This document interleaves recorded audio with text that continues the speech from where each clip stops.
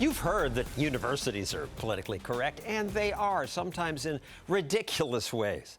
University of Tennessee students were told, don't use him or her, use gender-neutral words like her and zer.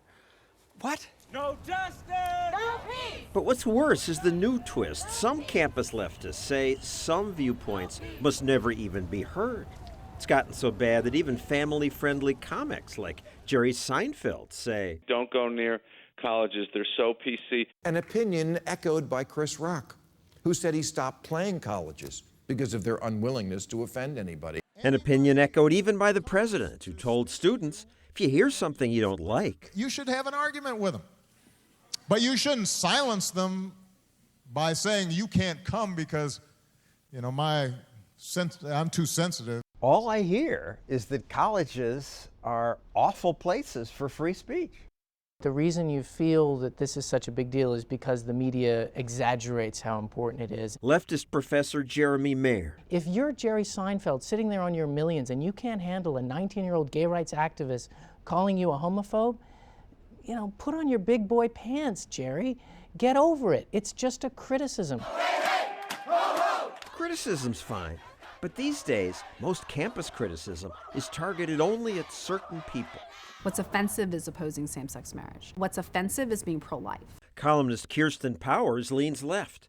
But now she says the left is silencing people. Offensive speech on campuses is having a non-liberal view and a real intolerance of being able to hear from other people. The purpose of the college speech laws is that the students are young, they're vulnerable, and they need to be protected from nasty ideas. Instead of people saying, well, I disagree with what you say because you're wrong about that, they don't say it. They just say, oh, I'm sorry, I'm offended. And it could traumatize me. Oh, the little snowflakes, they can't handle it. And what I always say is like, no, these are not fragile snowflakes. These people are intimidators. They intimidated Brandeis University into uninviting Ayaan Hirsi Ali. If you want to send your kid to a place where they're protected from reality, then you send them to a daycare center. Brandeis planned to give Ali an honorary degree for defending Muslim women against violence. But when some students called her anti-Islam comments hate speech, Brandeis canceled her invitation and revoked her degree. A woman who has stood up to a decade's worth of explicit death threats is somehow too hot for Brandeis to handle. Some schools, to protect sensitive students, offer them a special room called a safe space. Run and hide, run and hide. We've got to get to the safe space before the rhetorical bombs start falling. This is insanity.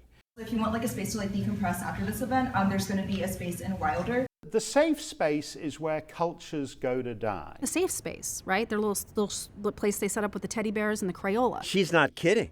A columnist reports that the safe space at Brown was a room equipped with cookies, coloring books, and a video of frolicking puppies. We take it that they're fully formed adults when it comes to having sex of any particular variety they want to have. But somehow they're not allowed to be exposed to a speaker who might discomfort them a little. There are people having their heads chopped off all over the Middle East. There are Christians having their churches burned down. But in the most pampered, indulgent society in human history, young people feel threatened because Christina Hoff Sommers has been invited to give a speech. Sommers is a feminist professor who's skeptical of the claim that there's an epidemic of campus sexual assault.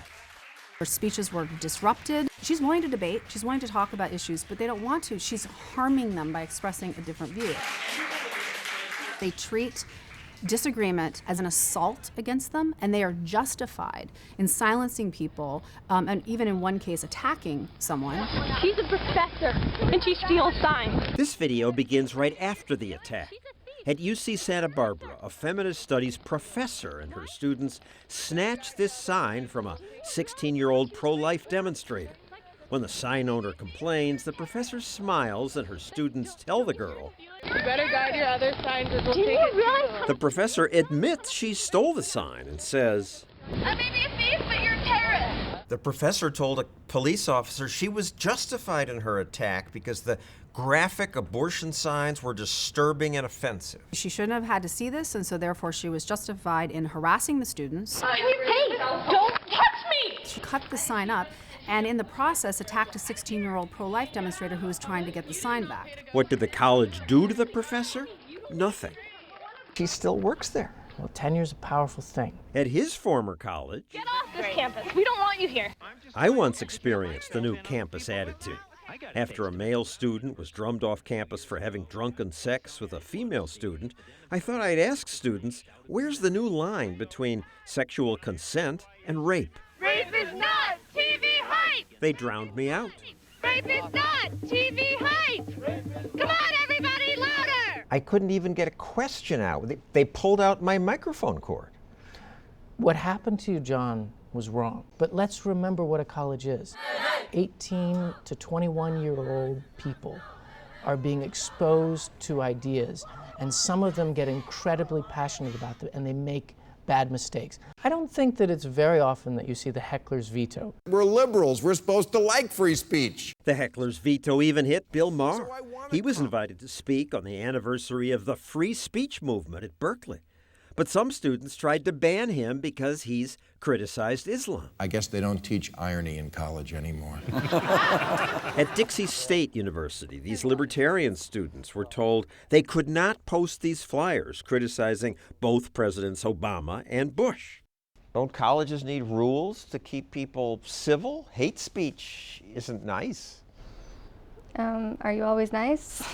Dixie State told them provocative speech must be limited to this small free speech zone. So this little triangle we have right here? At least here, they thought students would be free to write their opinions on this poster. But this cop shows up. Somebody asked him if he was looking for hate speech, to which he said yes. And then he went over to our table, kind of perused the table, looking through all our books. This guy in the cowboy hat was going to write something, but he was scared off by the police officer. It made us mad. You can't limit free speech. Isn't that what it says in the Constitution? Students can say whatever they want in the free speech zone.